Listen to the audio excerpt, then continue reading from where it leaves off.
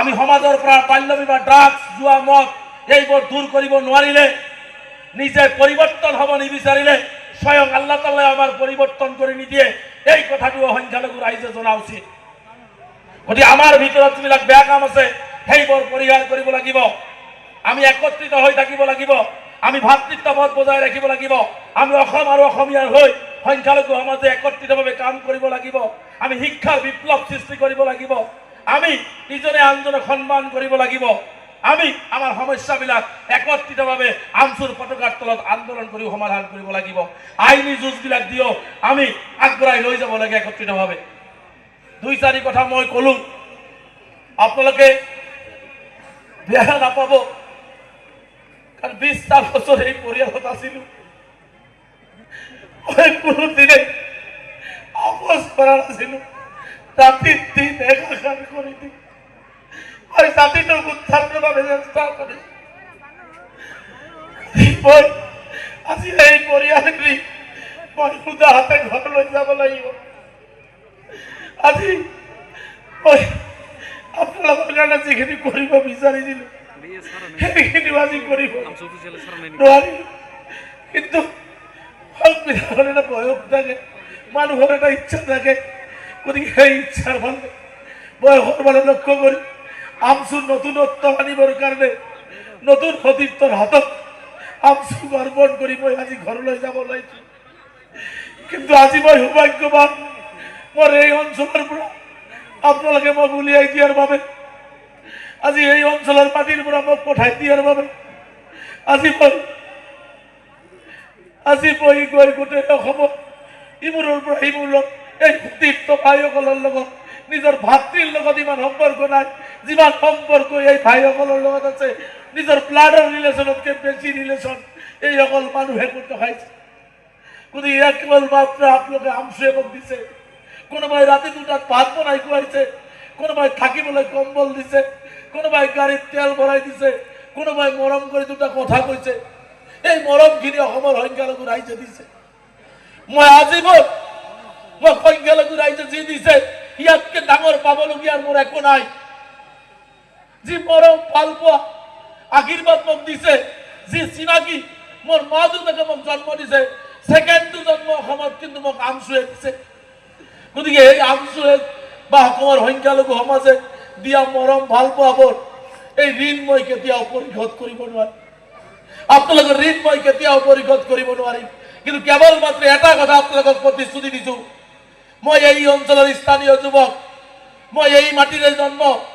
গতিকে মই মোৰ অভিভাৱক মোৰ পিতৃ সমতুল্য ব্যক্তি প্ৰত্যেকজনে মোৰ গাৰ্জিয়ান মোৰ কৰ্মকৰ্তা দায়িত্বত থকা প্ৰতিজন আমচুৰ কৰ্মকৰ্তাক সাক্ষী কৰি গৈছোঁ যিদৰে বলিষ্ঠভাৱে কথা ক'বলৈ চেষ্টা কৰিছিলোঁ মই মৃত্যুৰ আগদিনাখনলৈকে মই য'তেই নাথাকোঁ কিয় মৃত্যুৰ আগদিনাখনলৈ গাঁৱত শক্তি থকা অৱস্থাত মই কথা কৈ যাম তাত মোক কোনেও ৰখাব নোৱাৰে কোনেও বাধা দি ৰাখিব নোৱাৰে যেদিনাখন মোৰ প্ৰতিশ্ৰুতি যিদিনাখন মই কথা ৰাখিব নোৱাৰিম সেইদিনাখন সংখ্যালঘু ৰাইজে মোক ব্ৰহ্মপুত্ৰত পেলাই দিব মই হাঁহি ৰঙে সেই ব্ৰহ্মপুত্ৰত যাবলৈ সাজু আছোঁ কাৰণ মই বিশ্বাস কৰোঁ মোৰ জাতি প্ৰথম মোৰ অসম প্ৰথম তাৰপিছত মই ব্যক্তি গতিকে মোৰ জাতিয়ে যদি জীয়াই নাথাকে মোৰ জাতিয়ে যদি গোলামী আৰু দাসত্বৰ পৰা মুক্তি নহয় মোৰ জাতিৰ যদি গলডোজাৰ দি ঘৰ ভঙা হয় মোৰ জাতিক যদি ডি ভোটাৰৰ নামত পুষ্পেক কৰিব লগা হয় মই জীয়াই থাকি কিবা লাভ আছে নেকি মই জীয়াই থাকিব লাগিব সেই জীয়াই থাকিবলৈ এইকাৰণেই জীয়াই থাকিব লাগিব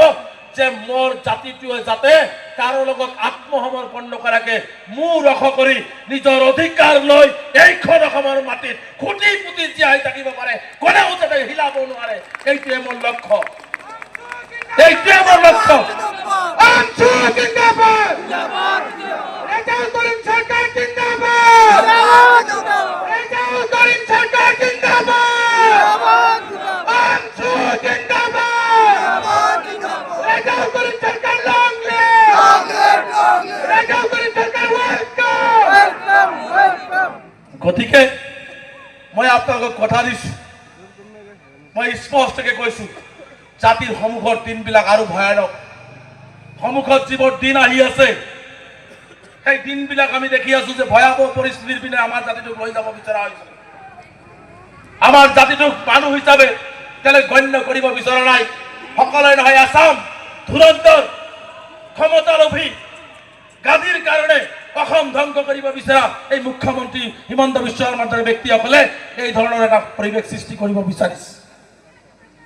গতিকে তাৰ কাৰণে আমি যুঁজাৰু মানসিকতা ল'ব লাগিব আমি যুঁজাৰু মানসিকতাৰে আমি ওলাই যাব লাগিব এই যুঁজাৰু মানসিকতাত যদি আমি ওলাই যাব পাৰোঁ আমি জয় নিশ্চিতভাৱে কাঢ়ি আনিব পাৰিম গতিকে মই শেষত পুনৰবাৰ ঐক্যবদ্ধ হৈ থাকক একত্ৰিত হৈ থাকক সকলো জাতি জনগোষ্ঠীৰ হিন্দু মুছলমান ভেদাভেদ নাৰাখি কাৰণ মই বিশ্বাস কৰোঁ মই ভাল মানুহ হ'ব নোৱাৰিলে মই ভাল মুছলমান কেতিয়াও হ'ব নোৱাৰোঁ গতিকে মই ভাল মানুহ হ'ব লাগিব তেতিয়া মই ভাল মুছলমান হ'ম গতিকে আমি সেই তাহানিৰ শংকৰদেৱ গুৰুজনা মাধৱদেৱ গুৰুজনা আজাৰ পীৰ গুৰুজনাৰ সেই তাহানিৰ অসমখন আমি ঘূৰাই অনাৰ চেষ্টা কৰিব লাগিব আমি হিন্দু মুছলমান ঐক্যতাৰে আমি এটা সমন্বয় সৃষ্টি কৰি অসমখনক আগুৱাই লৈ যাব লাগিব লগতে নিজৰ অধিকাৰৰ কাৰণে নিজৰ সমস্যাৰ কাৰণেও আমি একত্ৰিতভাৱে যুঁজিব লাগিব যেতিয়াই জাতিৰ বিপদ আহিব আমাৰ দুখ লাগে আমি জাতিৰ বিপদ আহিলে কংগ্ৰেছ কৰাৰ কিটা নাযাওঁ ইউডিএফ কৰাৰ কিটা নাযাওঁ সেই মাজত আমচুকিটা থাকে এটা কথা মনত ৰাখিব যেতিয়ালৈকে ধৰ্মীয় সংখ্যালঘু ৰাইজে জাতিৰ বিপদৰ সময়ত নিজৰ ৰাজনৈতিক দলক ব্ৰহ্মপুত্ৰক থৈ একত্ৰিতভাৱে আমচুৰ পতাকাৰ তলত ঐক্যবদ্ধতাৰে ফাইট কৰিব নোৱাৰে তেনেহ'লে কিন্তু আমি একো নাপাওঁ ৰাজনীতি পিছত আগত জাতি বচাই লওক জনগোষ্ঠীটোক বচাই লওক সেইকাৰণে একত্ৰিত হ'ব লাগিব গতিকে মই পুনৰবাৰ মই হাত জোৰ কৰি মই যদি মোৰ সংগঠনৰ কালচোৱাত মোৰ দায়িত্বত থকা সকলো মোৰ শ্ৰদ্ধাৰ প্ৰাক্তন সভাপতি উপসভাপতি সাধাৰণ সম্পাদক সকলোৱে আছে মই যদি কেতিয়াবা আপোনালোকক মনত দুখ দিছোঁ নিজৰ ভাতৃ হিচাপে আপোনালোকে মোক ক্ষমা কৰি দিব মোৰ কাৰণে দোৱা কৰিব মই আপোনালোকৰ হাত জোৰ কৰি ক্ষমা খুজিছোঁ গতিকে আপোনালোকে মোৰ দায়িত্বত থকা প্ৰতিজন মোৰ প্ৰাক্তন বৰ্তমানৰ সতীৰ্থ মোক ক্ষমা কৰিব বুলি মই আশা ৰাখিছোঁ লগতে মই সমগ্ৰ ৰাইজৰ ওচৰত মই নমস্কাৰ জনাইছোঁ চালাম জনাইছোঁ আপোনালোকে মোৰ যদি কেতিয়াবা কাৰোবাক বেদবি কৰিছোঁ কেতিয়াবা মই ভুল কৰিছোঁ সংগঠনক নিজৰ ভাই হিচাপে মোক মাফ কৰি দিব মোৰ সতীৰ্থসকলকো কৈছোঁ